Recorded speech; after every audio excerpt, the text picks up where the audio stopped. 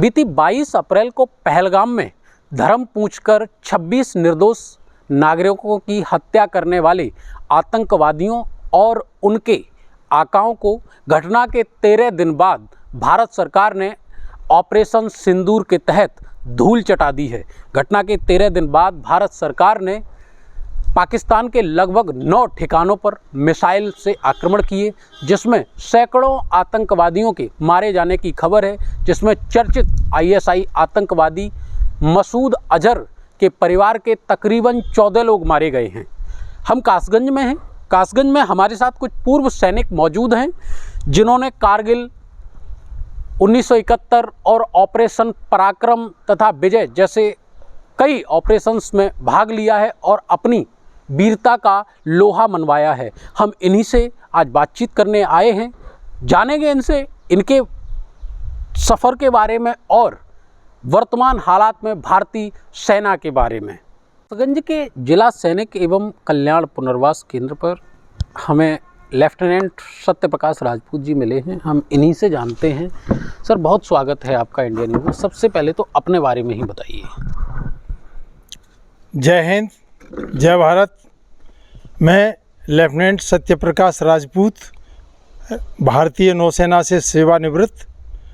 सन 1971 की लड़ाई में मैंने एक्टिव पार्ट लिया था। हमारा क्षेत्र था पश्चिमी। सेनाओं को 2 भागों में बांटा गया था, पूर्वी कमांड और पश्चिमी कमांड। पश्चिमी कमांड कराची में थी और इस ऑपरेशन का नाम रखा गया था ऑपरेशन ट्राइडेंट, जो आज रिपीट हुआ है इस पहलगाम अटैक में। ऑपरेशन सिंदूर, भारतीय सेना ने अपना पराक्रम दिखा दिया, आतंकवादियों को धूल चटा दी। पहली प्रतिक्रिया क्या सोचा जब ये खबर देखी, तब कैसा लगा मन में?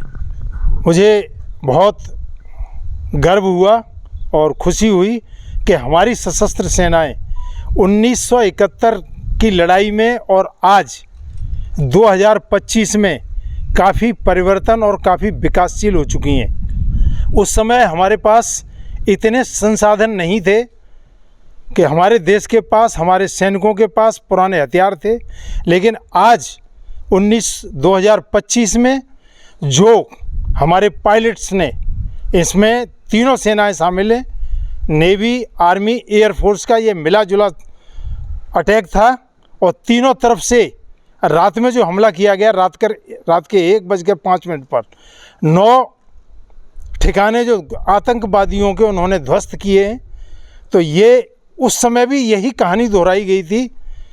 पाकिस्तान सोच रहा था कि ये हमला एयरक्राफ्ट से किया गया है, नहीं, उस समय नेवी ने मिसाइल से अटैक किया था कराची हार्बर, जो 4 दिन तक धुआं होता रहा था। और आज भी वही चीज़ रिपीट की गई है 9 ठिकानों पर तीनों सेनाओं ने मिलके।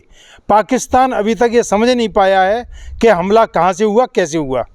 तो आज ये हमारी भारतीय सशस्त्र सेनाओं की और हमारी भारतीय सरकार की ये खूबियाँ हैं कि हमने इतने विकासशील हो चुके हैं कि आज हम किसी भी चुनौती का सामना करने के लिए पूर्णतः सक्षम हैं और हर आने वाली मुसीबत का अच्छे ढंग से हम जवाब दे सकते हैं। मैं अपने देशवासियों से ये अनुरोध करना चाहता हूं और उनको विश्वास दिलाना चाहता हूं कि हमारी सशस्त्र सेनाएं एवं पूर्व सैनिक 24 घंटे अपनी देश की सीमाओं के लिए पूरी तरह से इनकी सुरक्षा के लिए और हर एक कदम उठाने में सक्षम है। मैं इसके साथ ही एक अपील और करना चाहता हूं कि देश की सीमाओं पर हमारे सैनिक लड़ रहे हैं, लेकिन हमें सबसे ज़्यादा खतरा है आंतरिक सुरक्षा का। कृपया सभी नागरिक इस चीज़ का ध्यान रखें कि हमारे पुल, हमारे स्कूल, पानी की टंकियां, इनमें ये जो स्लीपर सेल्स और अंदर के जो दुश्मन हैं वो आपके सगे भी हो सकते हैं दिखावे के तौर पर। इनसे सावधान रहें और इनको किसी भी तरह का कोई भी आतंकवादी गतिविधि में सम्मिलित होते हैं तो आप तुरंत शासन, प्रशासन या पुलिस को खबर करें। धन्यवाद। जय हिंद, जय भारत। कुछ और सैनिक यहाँ हमें मिल गए हैं जो कारगिल वॉर से संबंधित हैं। हम इनसे भी बात करते हैं। हमारे साथ मौजूद हैं लेफ्टिनेंट मेघेंद्र सिंह राजपूत, ये भी नौसेना से रिटायर्ड हैं। इनसे ही जानते हैं। सर, सबसे पहले तो अपने बारे में ही बता दीजिए। मैं आपको हकीकत बताऊं तो शुरुआत से लेकर के और अब तक मैंने ऑपरेशन पवन, ऑपरेशन पराक्रम और operation Vijay that is Kargil, तो इतने ऑपरेशंस में मैंने पार्टिसिपेट किया है और बहुत ही नज़दीकी से और जघन्य परिस्थितियों में दुश्मनों का जो सामना करते हुए हमने उन पर विजय प्राप्त की। अच्छा, पाकिस्तानियों ने जब ये आतंकवादी आए थे तो उन्होंने धर्म पूछ के गोली मारी थी, 26 निर्दोष नागरिक मारे गए। इसके बाद में अब भारतीय सेना ने ऑपरेशन सिंदूर के माध्यम से ये बताया कि आप धर्म पूछ के मारोगे और हम धर्म बता के मारेंगे, क्योंकि इसमें जो पार्टिसिपेट किया वो जो सोफिया कुरैशी हैं, वो भी साथ थी। अब जब आपने ये खबर देखी, सबसे पहले क्या मन में आया? मेरे मन में ये आया कि इसी तरीके से हमें हर एक व्यक्ति को चिन्हित करना है कि हर एक मज़हब में हर एक इंसान एक जैसा नहीं होता है। कितने भी जो है गैर धर्म के यानी इस्लामिक धर्म वाले जो हैं वो बिल्कुल ही देश प्रेमी हैं। जिस तरह से कि अब्दुल हमीद हमारे जो है राष्ट्रपति महोदय, तो इस तरह के जो हमारे हैं इस्लामिक धर्म के, तो इन सब लोगों को पहचान के हम सबको एक बराबर चिन्हित नहीं कर सकते। तो इनमें से हमें ढूंढ के निकालना है कि हमारा आस्तीन का सांप कौन है, चाहे वो हमारे पड़ोस में सही चाहे कहीं पर भी हो। जैसे कि हमारे भाई लेफ्टिनेंट शत्रुघ्न साहब ने बताया कि इस तरह के जो आस्तीन के सांप जो हमारे अंदर छुपे हुए हैं वो किस किस तरीके से हमें that is leak of information से आपसे गैदर करके कहीं से भी करके कैसे भी करके आपको जो है बाईपास करेंगे थ्रू मीडिया। तो ऐसे लोगों को हमें पहचानना है और शासन प्रशासन और ख़ुद भी जाकर के उनसे जो है डील कर सकते हैं अब बड़ी आसानी से। आपने ऑपरेशन विजय में भाग लिया जी। आज ये जो ऑपरेशन सिंदूर के तहत हमने वहाँ पे जो हमला किया, उसके बाद में जो वहाँ का आतंकवादी है मसूद अजहर, उसने बयान दिया कि इस घटना में मेरे घर के सारे लोग मर गए, अगर मैं भी मर जाता तो अच्छा रहता। क्या लगता है कि अब आतंकवाद से मुक्ति के लिए पाकिस्तान कुछ कदम उठाएगा? इसमें आपको सबसे बड़ी बात मैं बताऊंगा कि हमसे ज़्यादा प्रसन्न है पाकिस्तान की आम पब्लिक, आम रियाया जिसको बोलते हैं, कि सबसे ज़्यादा खुशी उन लोगों के है जो कि पाकिस्तान के शासन से, पाकिस्तान की सेना से बुरी तरह से जो है लताड़े गए हैं और उनको जो है परेशान किया जा रहा है हर तरीके से।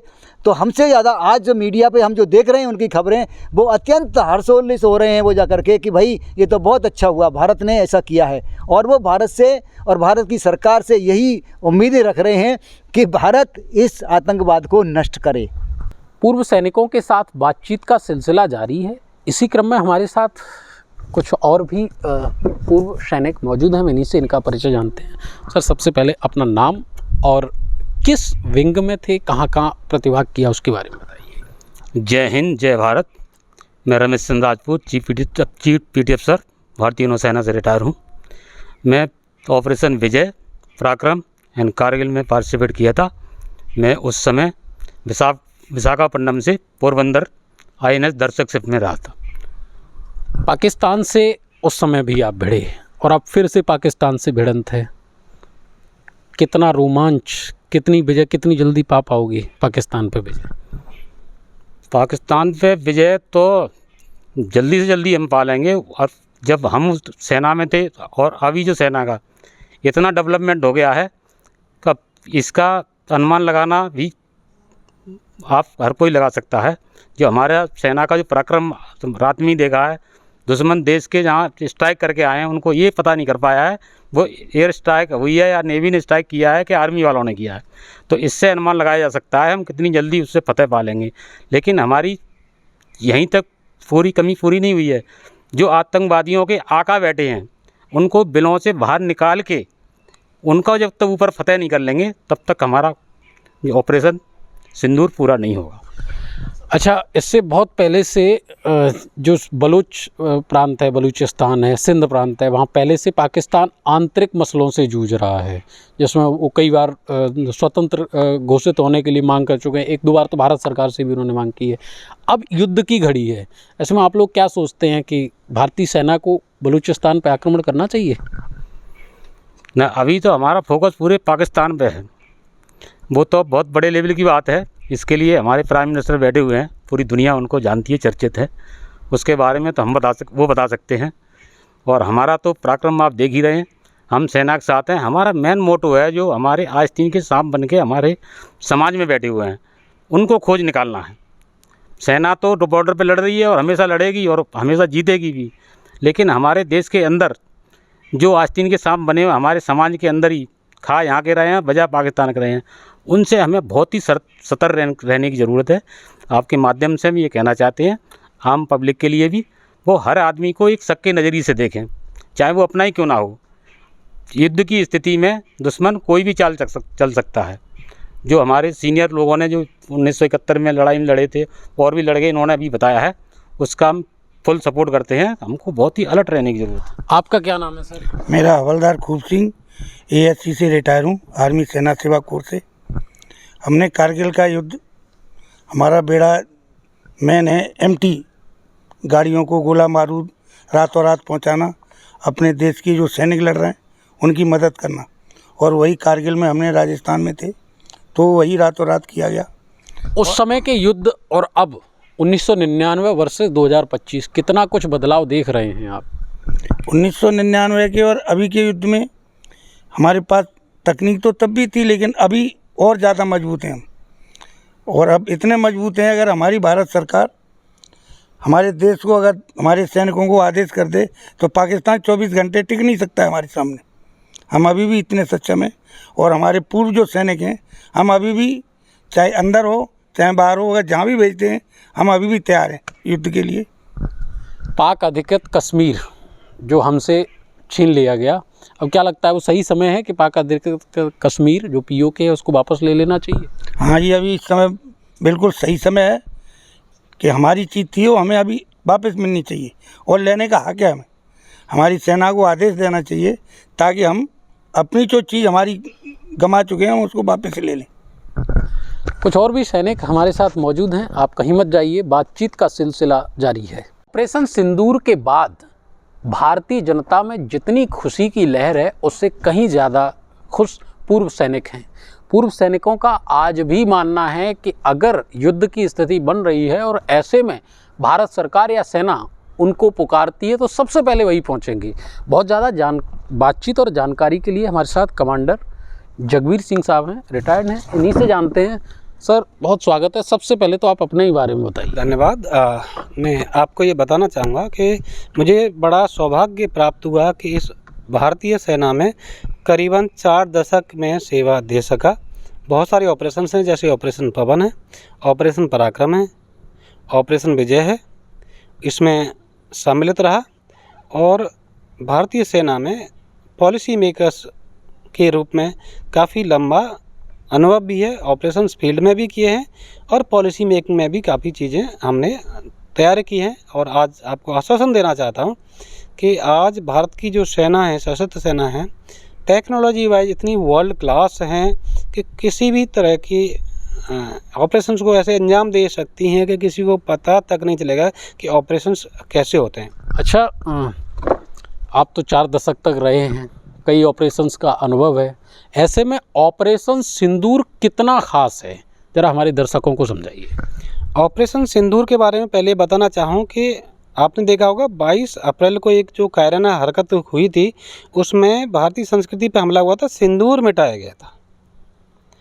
इसीलिए उसका नाम ऑपरेशन सिंदूर रखा गया है कि आप हमारे सिंदूर को मिटा नहीं सकते। जब आप सिंदूर मिटाओगे तो इसका अंजाम इतना भयंकर होगा कि दुनिया बड़े समय समय तक, और जो आतंकी समर्थन करने वाले जो भी देश होंगे, चाहे उस देश के अंदर हों या उसके बाहर हों, उन सबको समझ आ जाएगा कि सिंदूर जो है आप मिटा नहीं सकते। भारत की संस्कृति को मिटाने में कोई भी सक्षम नहीं है। भारत की सेनाएं इतनी दमदार हैं आज के समय में कि किसी भी कहीं पे भी आतंकी छिपे हों, किसी भी बिल में छिपे हों, कहीं पे भी नहीं छोड़ेंगे। और आपको एक चीज़ और दिखाना चाहूँगा कि कारगिल के ऑपरेशन विजय के शहीद आपके सामने देख सकते हैं। शहीद कुमार सिंह वीर चक्र 17 जाट से जिन्होंने सम्मिलित हुए थे, उनको वीरता पुरस्कार मिला हुआ था, 17 जाट में थे। वो आपके सामने यहाँ पे फोटो रखा हुआ है स्मारक के पास। सर आपका क्या नाम? मैं शैलेंद्र कुमार मिश्रा, पूर्व सैनिक, ईएमई में कार्यरत था। ईएमई का कार्य है अपने जितने भी आर्म्स होते हैं, वेपन, गाड़ियाँ, उनको रिपेयर करना और तैयार रखना। भारतीय सेना अब लगभग युद्ध के मुहाने पर खड़ी है। दोनों देशों में ज़बरदस्त तनातनी है। आज ऑपरेशन सिंदूर हो ही गया। ऐसे में अब जो पूर्व सैनिक हैं वो अपनी किस भूमिका के लिए तैयार हैं? इसी कड़ी में आज पूर्व सैनिक कल्याण ऑफिस कासगंज पर कमांडर महोदय की अध्यक्षता में मीटिंग का आयोजन हुआ। उसमें यही बताया कि यदि दुश्मन हम पर अटैक करता है तो पब्लिक को कैसे समझाना है, हम किस तरह बच सकते हैं, पब्लिक हमारी किस तरह बच सकती है। जैसे अगर किसी मकान में अंडरग्राउंड है, आपको लग रहा है तो तुरंत उस अंडरग्राउंड की शरण में जाइए।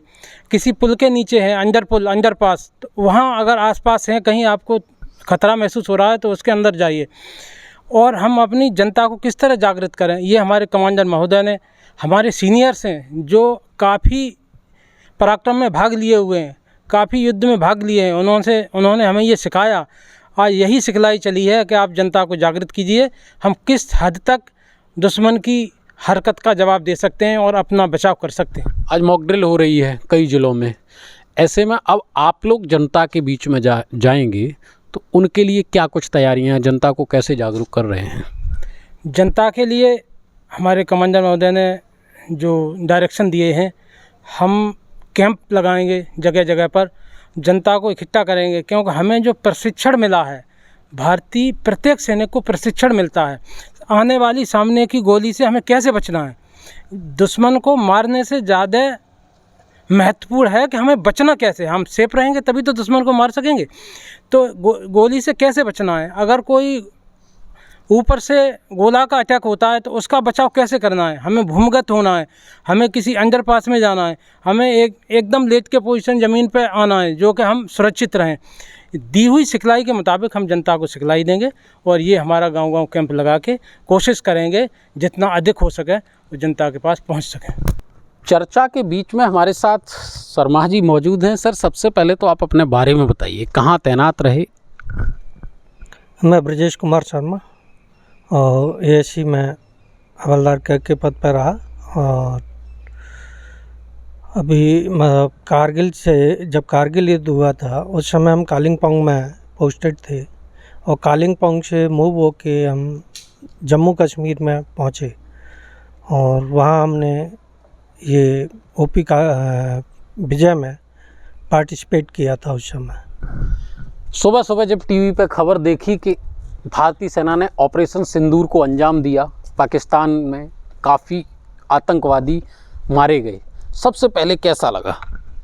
बहुत अच्छा लगा और एक जोश उत्पन्न हुआ कि काश उस जगह पे हम भी होते तो शायद हम भी कुछ कर पाते। लेफ्टिनेंट साहब भी हमारे साथ बने हुए हैं। सर, ये जब आज कई वीडियो पाकिस्तान से ऐसी आई जिनमें जो आतंकवादी हैं उनको जब कब्रों की तरफ ले जा रहे थे तो पीछे एक नारे लग रहे थे कि जी इसका बदला लिया जाएगा। अब उनके बदले वाले नारों पे एक भारतीय सैनिक का क्या जवाब हो सकता है? ये मैं आपको बता देना चाहता हूँ कि ये जो भारतीय सेनाओं से बदला लिया जाएगा, पाकिस्तान और पाकिस्तान के वो नागरिक हैं जो बिल्कुल ही बेवकूफ़ हैं। अभी भारत नया भारत है, जैसा कि हमारे प्रधानमंत्री ने कह दिया है कि अब भारत नया भारत है। तो ये तो भूल जाएं कि हम बदला लेंगे, उनको उनके बिलों में जा कर के ही समाप्त कर दिया जाएगा। भारत ने कभी हमला नहीं किया है। सन 71 में भी हमने मानवता को ध्यान रखते हुए जब बांग्लादेश में उन्होंने अत्याचार मचाया था तब भारत ने उनकी सुरक्षा रखी थी और आज भी वही हो रहा है। हमने मानवता के लिए ही ये प्रहार किया है और उनकी कमर तोड़ दी है। तो ये कहना कि हम बदला लेंगे, पाकिस्तान अभी कहीं पर भी सक्षम नहीं है जो भारत का मुकाबला कर सके। हमले के बाद सुबह सुबह जो पाकिस्तान के सेना प्रमुख हैं वो प्रेस वार्ता करते हैं और उसमें मीडिया को ब्रीफ करते हुए कहते हैं कि जो भारत ने किया ये सब कायरतापूर्ण हरकत है। अब चूँकि आप सभी लोग सैनिक रहे हैं, किसी न किसी ऑपरेशन में आप लोगों ने प्रतिभाग किया है, ऐसे में एक सैनिक होने के नाते जो पाकिस्तान के सेना प्रमुख हैं उनको क्या जवाब देना चाहेंगे? इसका बहुत ही सरल और सीधे जवाब है कि कायरतापूर्ण हरकत तो पाकिस्तान ने की है। मैं खुले रूप से कह रहा हूँ, आतंकी जितने भी हैं ये पाकिस्तान की ही पाठशाला में पढ़ाए जाते हैं और ये वहीं के निवासी हैं। भारत ने सिर्फ उस कायरतापूर्ण हरकत का जवाब दिया है। भारत कभी कायरतापूर्ण हरकत नहीं करता है। जितने भी हमले हुए हैं भारत ने अपना बचाव किया है। सन 1971 में भी पाकिस्तान ने हरकत की थी, जिसका बदला हमने लिया था पाकिस्तान को 2 भागों में बांटकर। और अभी ये जो कायरतापूर्ण जो कि सेना प्रमुख होते हुए इसको हमारी कायरतापूर्ण हरकत बता रहा है, कायरतापूर्ण हरकत तो उनकी है जिन्होंने 26 निर्दोष और कह के धर्म पूछ करके उनकी पत्नियों के सामने और उनकी हत्या की है। कायरता इससे निर्मम और कायरतापूर्ण हरकत किसी की हो नहीं सकती है। भारत सक्षम है और अभी भी बदला लेगा।